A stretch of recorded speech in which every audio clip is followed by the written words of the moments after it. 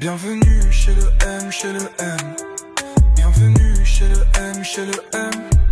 Bienvenue chez le M, chez le M. Bienvenue chez le M.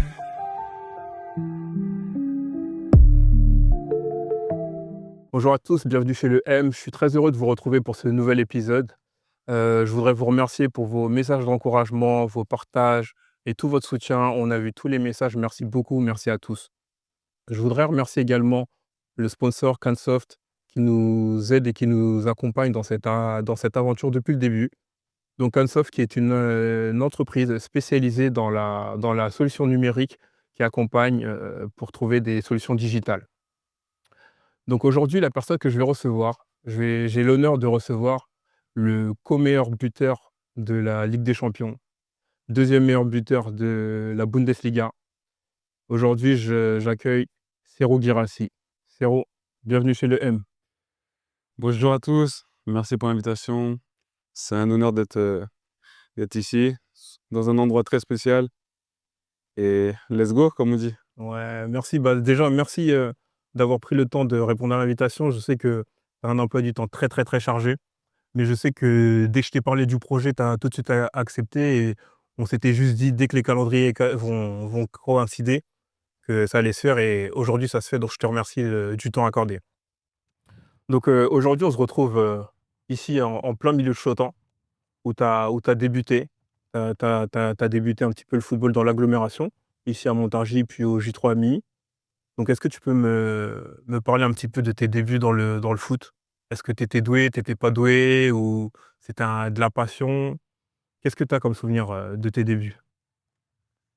Les souvenirs que j'ai du début, déjà, c'est sur ce terrain que j'ai commencé à jouer.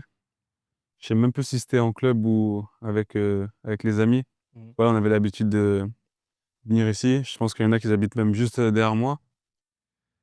On a commencé à jouer ici entre amis, on faisait des 120. Après, voilà, ça, c'est des trucs de quartier. On faisait des qualifs aussi. Ouais. D'ailleurs, je gagnais souvent. C'est sur ça où tu disais: «Ah non, D'ailleurs, je gagnais souvent. est-ce qu'on peut vérifier ça?» Avec des vidéos, non, mais je pense, si je leur pose la question, je pense qu'ils vont pouvoir te répondre. Mais non, plus sérieusement, c'est dans ce club que tout a débuté. OK. Après, je sais pas si j'étais doué ou pas, mais j'avais fait un seul entraînement sur ce terrain même. Après, j'avais arrêté le foot. Ah ouais? Ouais, j'avais arrêté le foot parce que, ça m'a pas si emballé que ça. C'est-à-dire, j'ai dû arrêter pendant, ouais, une période de, je sais pas, je vais dire 6 mois ou 1 an et avant de reprendre encore ici à l'USM Montargis. Et quand tu as arrêté, tu as fait un autre sport ou tu as juste arrêté parce que tu voulais plus faire de foot? Non, c'est juste que je voulais plus faire de foot. Après, jouer avec ses amis et dans une structure, C'est différent. c'est différent. Parce que dehors, tu as tous tes potes. On va dire, c'est un peu du freestyle, tu fais ce que tu veux. Et après, voilà, je pense que, le fait d'être, trop encadré, c'est ça qui m'a peut-être, freiné. Parce qu'il t'a dérangé? Ouais, du coup, j'ai arrêté. J'ai dit que je préfère m'amuser avec mes amis dans le quartier, en faisant des qualifs ou des 120. Donc, ouais, ça a été la raison pour laquelle j'ai arrêté. OK, OK, d'accord. Donc l'USM, ensuite le J3, après tu es revenu à l'USM et ensuite tu as eu ton premier contrat pro. C'est à Laval si je me trompe pas. Comment ça s'est fait et qu'est-ce que tu as ressenti à ce moment-là? Avant de rebondir sur ça, j'ai fait la navette entre l'USM et le J3. J3 Mi. Ouais, à plusieurs reprises. Après, voilà, j'étais tiraillé entre 2 projets, Mmh. dans le sens où, dans ce quartier de Montargis, on a tous grandi ici, tous mes amis, ils étaient ici et d'un autre côté, c'est le J3, c'était on va dire le club le plus huppé, où tu avais plus de regards de recruteurs et il fallait faire un choix. Après voilà, je l'ai fait tardivement le choix parce que, comme je l'ai dit auparavant, j'ai commencé ici avant de partir à Milly. Je suis ensuite revenu ici à l'USM pour repartir à Milly et ouais, c'était difficile. Après voilà, c'est comme tous les jeunes de quartier, on veut réussir. Donc au bout d'un moment, il faut faire un choix. Donc voilà, j'ai décidé de retourner au J3, même si c'était avec le cœur lourd. Mais après, j'avais aussi des amis là-bas, hein. Ouais, Mais des amis et avec qui tu as grandi depuis le début, c'est pas pareil, tu vois? ouais, je comprends. Et du coup, voilà, je me suis installé définitivement au J3 avant de pouvoir aller au Stade Lavallois, ouais, où j'ai signé mon premier contrat pro. D'accord, et ça s'est passé comment cette première signature? Tu été est-ce que c'est est-ce que tu as fait une détection? Est-ce que tu as été repéré? Ça s'est passé comment? Je sais qu'il y avait un match à Milly contre Malesherbes Mmh. et j'étais pas du tout au courant qu'il y avait un recruteur. OK, ils te l'ont pas dit? Non, pas du tout. Moi, j'y vais comme tous les week-ends, je vais jouer mon match, j'essaie d'être performant et c'est là, je crois, je mets 3 buts. Mmh. Au final, on me dit: «Ouais, il y avait le recruteur de telle et telle équipe». Après, je dis: «Ah bah, moi, c'est bien», tu vois? Tout Bah oui, en plus tu peut-être as parce que marqué tout tu avais un jeune. triplé en Après, plus. moi, j'étais tout jeune, mais je prends pas conscience, on va dire, de l'ampleur, tu vois? Après, je dis: «C'est bien et tout» et le Stade Lavallois m'invite à faire, on va dire des essais. Ça veut dire, je vais là-bas pour, découvrir la structure et tout. Après, bien sûr, quand tu passes, du quartier de Chautemps au Stade Lavallois, il y a un grand écart, tu vois? Bien sûr. C'est-à-dire quand j'arrive là-bas, on va dire, je suis choqué parce que voilà, nous, on a un terrain de foot, limite, on faisait tous les sports dessus, tu vois ce que je veux dire? Ouais, c'est pas pareil. Ouais et voilà, Dans une structure professionnelle avec des encadrants. exactement. Même, quand tu veux être athlète de haut niveau, tu démarres, très tôt la vie, autonome, tu vois? Mmh. Donc, voilà, j'ai fait un test. Après là, elle était concluant et c'est là que j'ai dû déménager après ma 3e ici. D'accord, et ça s'est passé comment le déménagement? Parce que comme tu as dit, tu étais jeune, ta famille est restée sur Montargis. Donc toi, tu l'as vécu comment cette période? C'était une période qui était facile pour toi ou ça a été une période qui a été assez compliquée pour toi? Honnêtement, c'était plutôt facile. Je sais pas, limite, on dirait j'étais À l'internat? ouais, ou même j'étais limite, on dirait j'avais été formé pour ça, tu vois? D'accord, Après c'est pas le hasard, mais j'avais aussi de la famille qui était à Laval. d'accord. C'est-à-dire ça m'a beaucoup aidé. Il y avait mes oncles et il y avait de Tu la avais un repère quand même? ouais, exactement, il y avait de la vraie famille et même une anecdote, avant même de signer à Laval, j'allais déjà à Laval pour faire des vacances. Ah d'accord, OK. Tu Bon vois? ça va alors, donc tu avais quand même quelques repères? Ouais, donc j'avais des repères et ça m'a beaucoup facilité la tâche. D'accord, très bien. Donc après Laval, tu signes ton contrat pro, tu vas jouer dans plusieurs clubs en Ligue 1, que ça soit Amiens, que ça soit Lille, que ça soit Rennes. Quel souvenir tu gardes de ton passage en Ligue 1? C'était un moment plutôt facile de ta carrière, plutôt difficile? Qu'est-ce que tu gardes toi, de ton passage en Ligue 1? Ça dépend, ça dépend. Après, c'est pas on va dire, c'est pas le championnat où j'ai le plus éclaté, tu vois? Mmh. Mais ce sont des étapes nécessaires. À Lille, je signe, je crois 18 ans. Ouais, 18 ans, c'est un Lille en reconstruction. Il y a beaucoup de jeunes joueurs. Après, un club comme Lille, tu as pas de temps. C'est un club où tu dois direct performer. Ouais, tu performes ou Ouais sinon, et voilà, après c'était vraiment compliqué pour l'équipe. Du coup, on va dire les jeunes, ils étaient un peu écartés, tu vois? Mmh. Après c'est le football, hein. Donc moi, je décide de faire un choix, c'est d'aller à Auxerre, un club qui est pas très loin de la région. Tout s'est très bien passé. Je crois j'ai dû jouer 16 matchs, j'ai dû mettre 8 buts. J'étais en prêt et voilà, moi j'avais kiffé et en retournant à Lille, moi je sais que je voulais pas rester là-bas parce Mmh. que j'avais estimé que ça avait été un manque de respect, pas par rapport aux autres joueurs, mais moi, à l'époque, je considérais que j'étais meilleur qu'eux, même si j'avais pas de temps de jeu, donc pour moi, c'était hors de question de rester à Lille. D'accord, et comment on gère ce genre ce genre de choses-là? Et que ça soit la pression, comme tu as dit que dès que tu arrives, il y a la pression directe, il faut être performant sinon tu joues pas. Et aussi, comment on gère aussi le contre-coup de, on joue pas? Mentalement, faut être fort. Comment tu arrives à gérer ça toi? Après, pour moi, le foot, c'est, je vais dire 70 mental et 30 qualité, tu vois? Après, ouais, c'est comme la vie de tous les jours, hein. Pas que dans le foot. Toi, même qui travailles, tu as de la pression. Après, peut-être que c'est pas pareil, mais voilà, dans la pression du résultat, comme tous les boulots, en fait, Mmh. Bien sûr. faut faire rentrer de l'argent dans les sociétés, c'est une question de business. Après voilà, c'est le haut niveau, faut se préparer à ça. Après voilà, si j'ai envie de dire, si tu es pas prêt à assumer la pression ou même les critiques parce que c'est Les critiques, c'est ce que j'allais te demander parce avec que les réseaux sociaux, avec les les gens, ils réseaux sont sociaux, très virulents dès que tu peux être un très, très bon attaquant si tu passes, après à côté d'un match ou 2 matchs, tu vas te faire descendre voilà. et même si, je prends toujours des exemples, on va dire, des joueurs, meilleurs. Par exemple, Lionel Messi, même Lionel Messi se fait critiquer, c'est-à-dire ça Bien peut sûr. être Bien sûr, donc c'est relié à un site ouais, exactement, qui va y tu vois? échapper. Donc voilà, après moi je suis quelqu'un, je relativise très vite, c'est-à-dire, voilà. Ouais, ça, c'est pas Demain tu vas pas rentrer dans les réseaux sociaux. C'est pas ouais, des choses non, qui vont te tenir à cœur. non, Mmh. demain, je me dis: «Demain, ça sera meilleur». On a la chance de jouer tous les 3 jours, c'est-à-dire ça aussi c'est bien, c'est-à-dire, OK, là tu fais un mauvais match, mais dans 2 jours, tu sais que tu peux, Tu peux être tomber à meilleur, terre, tu peux performer tu autrement. vois ce que je veux dire? Donc ouais, c'est comme ça. Après, bah, là, maintenant c'est une boucle qui se répète et le sport de haut niveau, c'est la régularité donc ouais, c'est ça qui fait la différence. OK, je comprends bien. Après ton passage en Ligue 1, tu as décidé de partir en Allemagne et qu'est-ce qui t'a poussé à tenter cette aventure? Qu'est-ce qui m'a poussé? Franchement, je pourrais pas te dire. Je pourrais pas te dire. Après, bah, là, c'est un championnat étranger. De Ouais, toute façon, honnêtement, c'est soit l'Angleterre ou soit l'Allemagne OK, et j'ai fait le choix d'aller en Allemagne. OK. Tu arrives à Stuttgart, direct tu exploses. Tu expliques ça comment? Tu te sentais bien?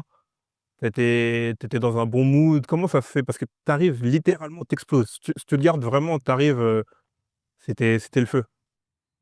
Ouais, j'arrive de Rennes. Après, voilà, Rennes, c'était délicat, c'était bizarre un peu. Hem, Même l'environnement était bizarre. Après, voilà, même à Rennes, je prouvais que je pouvais marquer des buts Mmh mh. et du coup, moi, c'était hors de question que je reste à Rennes. En plus, c'était avec, un coach que tout le monde connaît très bien, Genesio. Voilà, moi, j'avais le feeling que la relation elle était pas bonne Ouais, ou elle était pas saine. Du coup, j'ai le choix encore entre Angleterre et Allemagne. OK. Après, voilà, je décide d'aller à Stuttgart. Voilà, Stuttgart, je connaissais déjà d'avant, c'était un club, historique en Allemagne. C'est-à-dire, je me pose pas la question d'aller à Stuttgart. En plus, il y avait des Français, donc ça D'accord. aide Ouais, aussi, ça des aide pour francophones. l'intégration? Exactement. Pour l'intégration? Donc pour moi, on va dire, c'était le choix parfait, donc je dis: «Allez, let's go, on va à Stuttgart». D'accord et pour l'anecdote, c'était quel club en Angleterre? Il y avait Brighton, il y avait des Fulham, mais moi, je dis: «Non, je vais aller en Allemagne et on va tester là-bas». OK. Donc tu fais une saison et demie à Stuttgart. Ça se passe très, très bien et en juillet 2024, donc l'année dernière, un an jour pour jour, tu signes à Dortmund et pareil, Dortmund, qu'est-ce qui t'a poussé à c'était un nouveau défi pour toi? Après Stuttgart, fallait que tu passes à un autre level? Bien sûr, parce que déjà Dortmund,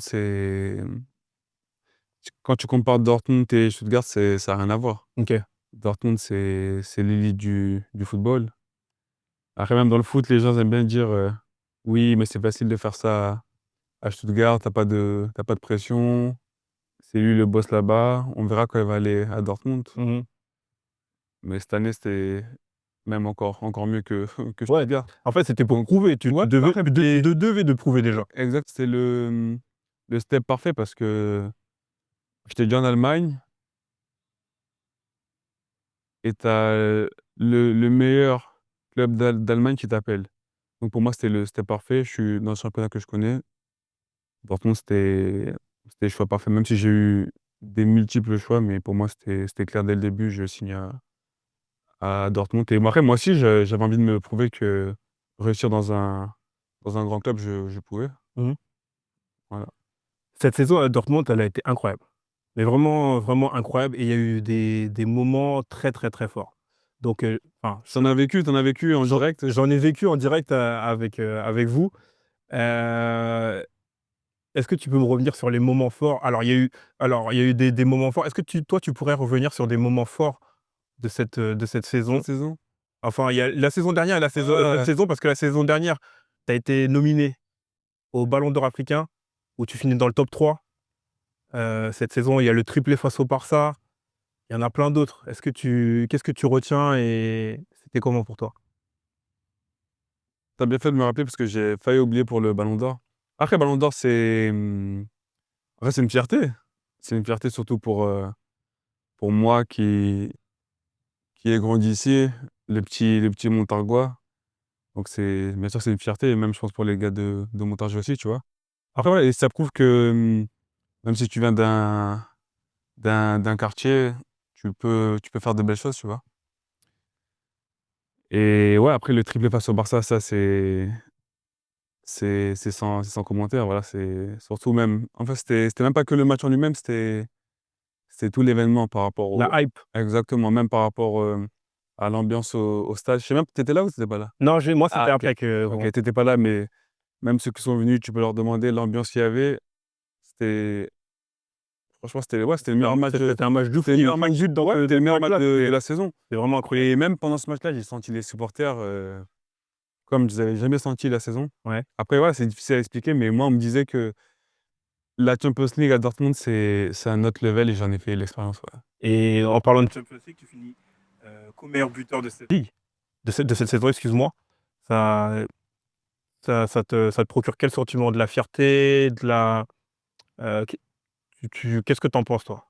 Je suis bien sûr, je suis content de la fierté pour mes proches, mais après pour moi, c'est pas un truc de fou. Pour moi, Ok, c'est non, c'est normal.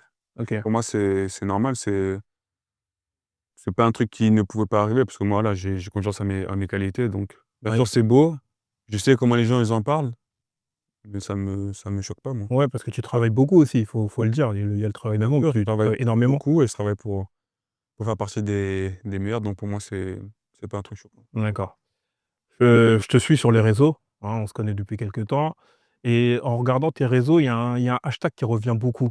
Il y a un hashtag qui est repris par toi, par certains gars de Montargis, qui est hashtag TD. Ça veut dire quoi TD? J'ai découvert ça en même temps que toi. Tu connais, des fois, j'ai un peu de temps, c'est-à-dire, je suis sur Insta, je regarde des publications Ouais. et je vois une publication de mon petit frère, il m'a hashtag TD. Je dis: «Qu'est-ce qu'il raconte lui?» Ouais. Après, vas-y, le temps, il passe et tout Ouais. et il y a un match où je marque et il me conseille de mettre TD. Je dis: «OK, je vais mettre, mais c'est quoi ça?» Mmh. Après, il commence à m'expliquer son raisonnement et tout. TD, en fait, c'est tout simple, c'est une initiale qui veut dire, tout droit et avec mon frère, on échange toujours avant les matchs, après les matchs, Mmh. même même quand c'est bien, même quand c'est pas bien. Après, c'est ça qui fait avancer les Bien personnes. sûr, C'est bien sûr. c'est pas tu fais un vieux match et il dit: «Ah franchement, Ouais, trop fort», tu franchement vois? lourd, ouais, ouais, ils sont pas comme ça. Non, c'est même quand c'est mauvais, faut le dire. Comme ça, la personne, elle peut même, se remettre en question et ça permet de: «Ouais, ça a pas été, qu'est-ce que je dois faire la prochaine fois?» tu vois? Et bref, il me dit de mettre, TD qui veut dire tout droit et même avec mes objectifs, c'est vraiment la stack parfait qui suit ma lignée, tu vois? D'accord. Ou même on a commencé ici, à Laval. Après, ça a pas toujours été facile, Mmh. mais peu importe, tout droit, c'est-à-dire tu regardes vers l'avant, reste fort et ça, c'est ma mentalité Ouais. et avec le hashtag tout droit, il a réussi à faire, une marque. D'ailleurs, je vous recommande de l'acheter, les t-shirts sont très beaux. Donc voilà, c'est ça. Très bien, très bien. En parlant de TD, tu as parlé de ton frère. Moi, j'ai eu l'occasion de voyager plusieurs fois avec vous et de travailler plusieurs fois avec vous. J'ai passé beaucoup de temps avec vous. Et en voyageant avec vous et en passant du temps avec vous, j'ai ressenti beaucoup de respect et beaucoup d'amour les uns envers les autres. Je sais que pour l'anecdote, quand on allait au Ballon d'or africain, quelques heures avant, on était en train de manger avec tes frères. Et bon, pour ceux qui ne le savent pas, ton staff est composé essentiellement de tes frères. Et Alcal avait vu une publication comme quoi ce serait certainement Hakimi. Et ça l'a tout de suite frustré. Il était vraiment pas bien. Et même dans les interviews, tu vois beaucoup de bienveillance les uns envers les autres, pas qu'envers toi, hein, Ah, bien sûr. envers ton frère aussi qui est agent et autres. C'est quoi ta relation avec tes frères? Après voilà, avec mes frères, ça se passait très bien. Après voilà, il y a une différence, d'âge avec les plus grands. Après voilà, mon petit frère Alcal, par exemple, parce que lui, c'est le plus petit de la fratrie, non, limite, je le mets au même âge que moi. C'est-à-dire, quand il y a un truc à lui dire ou même quand il y a un truc à me dire, on se cache pas. Après voilà, on a une très belle relation, c'est pour ça qu'on essaie de travailler ensemble. Après voilà, moi, c'est comme ça que je vois le monde ou même le travail. Quand tu peux travailler en En en famille? famille, il faut le faire, tu vois? Mmh. Il faut le faire. Après, je sais que c'est pas toujours facile Mmh. où c'est pas toujours normal parce qu'on connaît des fratries où ça s'est Ça se passe pas pas bien? forcément bien passé. Mais non, franchement, c'est beau et ce qui est encore le plus beau, c'est que, ils veulent, mon bien plus que le leur, tu vois? Ouais, ouais, Ça, ouais. c'est très important et comme je l'ai dit, quand il y a des vérités à dire, on se les dit. Ouais, il joue quand même un rôle essentiel dans ta carrière comme, tes frères et ton entourage en Bien sûr, après moi, ce qui est bien avec moi, c'est que je m'occupe que du terrain, tu vois? ouais, il te décharge beaucoup. Et là, comme tu l'as dit, tu as fait beaucoup de voyages avec nous. On est revenu de vacances, pas de vacances, mais d'un voyage ce matin. Ouais, Tu en as encore fait l'expérience que moi, j'essaie d'avoir la tête, ouais, il gère beaucoup, tranquille, il tu gère vois? beaucoup. Il Ouais, gère il gère énormément. il gère énormément et ça, c'est un gros respect à lui, donc big up à mon grand frère. Très bien. On remercie Karamba aussi qui a aussi facilité cet échange et lui pareil quand je lui en ai parlé du projet, je vous en ai parlé tous les 2 et pareil quand je lui en ai parlé, il m'a dit: «Mais c'est sûr qu'il va y participer» et donc je le remercie Karamba qui fait très souvent appel à mes services. Au-delà de tes frères, enfin je vais dire, ta famille élargie, c'est tes amis, Montargis, on te voit toujours avec les mêmes depuis le départ. Tu as jamais changé d'amis, c'est toujours le même cercle. Toujours, toujours, toujours et tu gardes des liens forts avec Montargis, les gars de Montargis. D'ailleurs aujourd'hui, on se retrouve, on en profite pour enregistrer le podcast, mais aujourd'hui tu as décidé d'organiser une après-midi pour les jeunes de Montargis pour qu'ils puissent te rencontrer, passer un peu de temps avec toi. C'était important pour toi, sachant que là tu sors, comme on a dit, on sort d'un voyage où c'était, très, très dense. Tu as pratiquement pas dormi. Pour témoin, on sortait de l'hôtel à 8 heures, on rentrait pratiquement à 22-23 heures, mais tu as tenu à ce que cette journée se fasse. Ça représente quoi Montargis pour toi? Tes amis d'enfance, ils représentent quoi pour toi? Bah, déjà par rapport à mon cercle, c'est vrai qu'il a pas beaucoup changé ou voire pas du tout. Mmh. Après, non, après, je pourrais même pas te l'expliquer parce que depuis petit, on a grandi ensemble, on faisait nos conneries ensemble et il y en a eu des conneries. Voilà, quand tu es jeune, tu sais Ouais. très bien comment c'est, tu es beaucoup insouciant. Mmh. Franchement, il y a trop d'anecdotes, je vais même pas les citer, sinon les gens vont être Ouais, ouais, ils ils vont vont voir être mauvais. un autre visage C'est chiant. de Théo Guirassy donc Et franchement, même ici, il y a eu des histoires de fous où on se faisait courser. Ah, franchement, c'était n'importe quoi. Non, mais après, voilà, le cercle d'amis, il a pas changé et il y a pas d'explication pour ça parce que ça on a grandi ensemble et ça a été tout simplement naturel, tu vois? d'accord. Donc ouais et comme tu l'as dit, chaque fois que j'ai des vacances après voilà, mes parents habitent ici aussi. Mmh.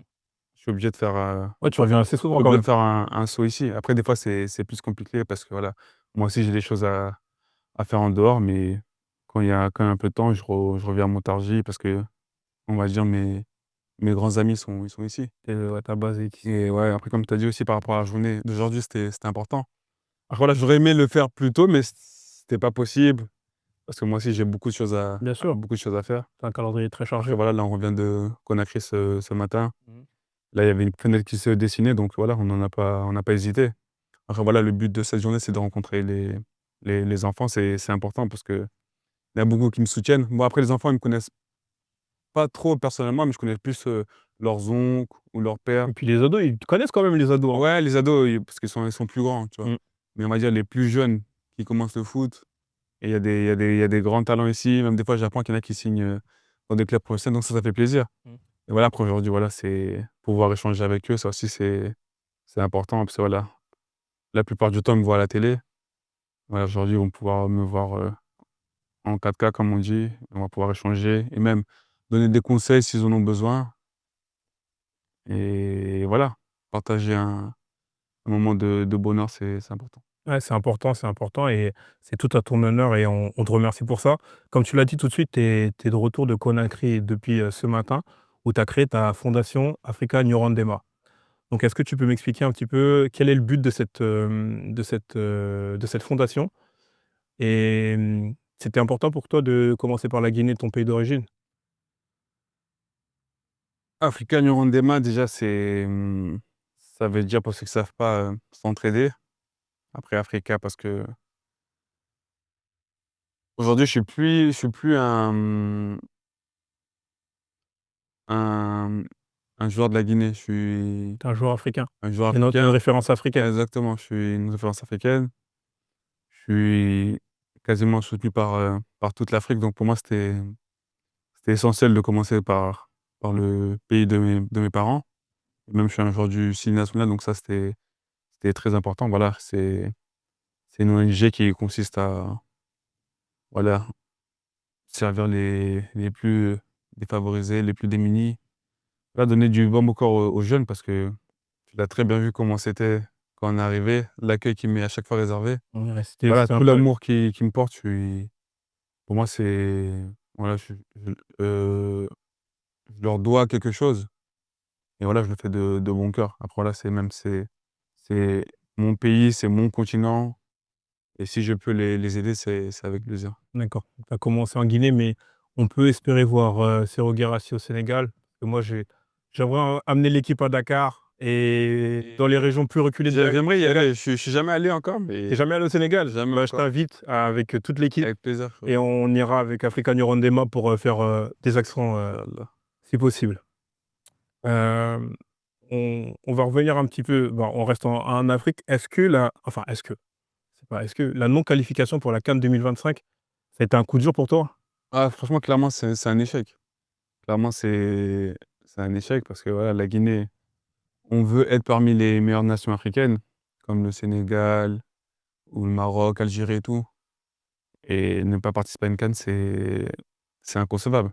Après voilà, c'est la vie, c'est le parcours. Comme je dis, tu peux pas toujours réussir, mais comme le dit si bien mon petit frère, tout droit, Ouais.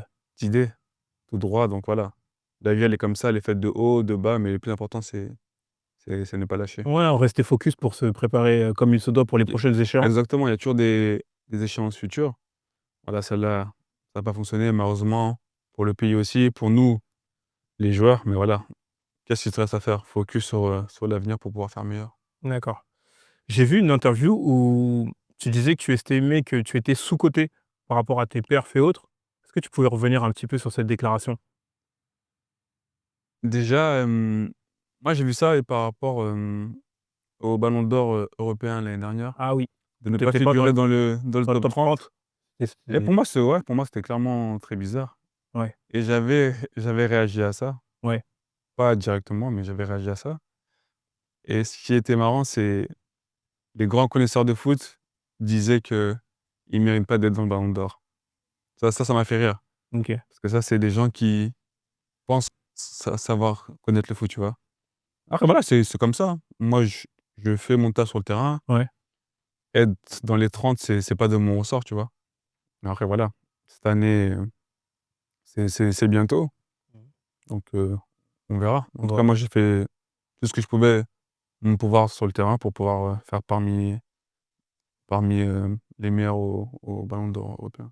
d'accord. La coupe du monde des clubs, comment ça s'est passé? Tu finis aussi dans les meilleurs buteurs pratiquement?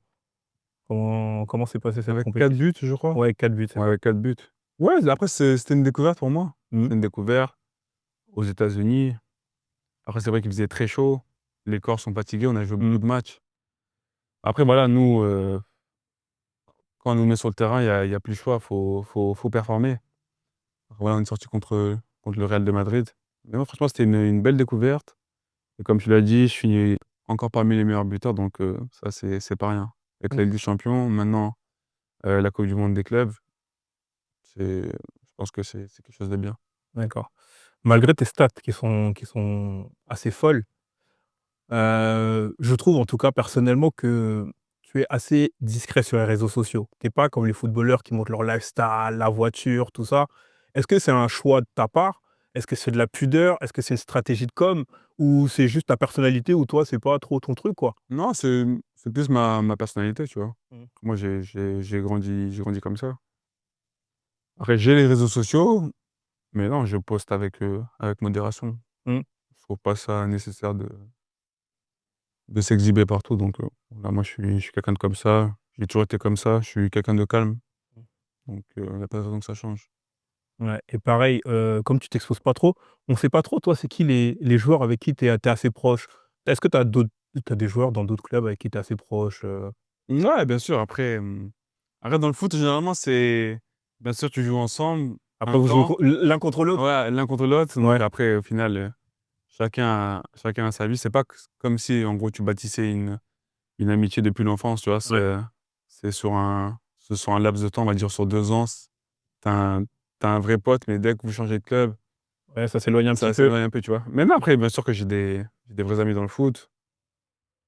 Par exemple, Mouktar Diakabi, Amari Traoré, ce sont des frères à moi. Après, il y en a beaucoup encore, hein. Ouais, je peux pas tous les citer. Avec des joueurs avec qui j'ai joué, à Stuttgart, des Enzo, Mio, où on a une vraie À Rennes relation. aussi. À Rennes aussi, où j'ai gardé des relations avec des joueurs, on s'échange, ouais, comment ça va, ça se passe dans ton nouveau club et tout. Après, c'est normal. Après, tout le monde a une vie, tu vois. Bien sûr, oui, bien sûr. Tu vas pas trop t'immiscer dans sa vie, mais voilà, des échanges par moment. Et après, en dehors du foot, t'as pas beaucoup de temps en général. Par exemple, moi, je suis allé en Guinée, là, mais je suis allé tout seul, parce que c'était le travail, tu vois. Bien sûr. Donc, chacun a sa vie, mais voilà. Échanger, s'appeler par moment, c'est important aussi. OK, très bien. Aujourd'hui, tu es une référence pour les jeunes de Montargis, pour les jeunes, guinéens, pour les jeunes africains, pour les jeunes du monde entier, en gros. Quel message tu aimerais faire passer à tous ces jeunes qui te suivent?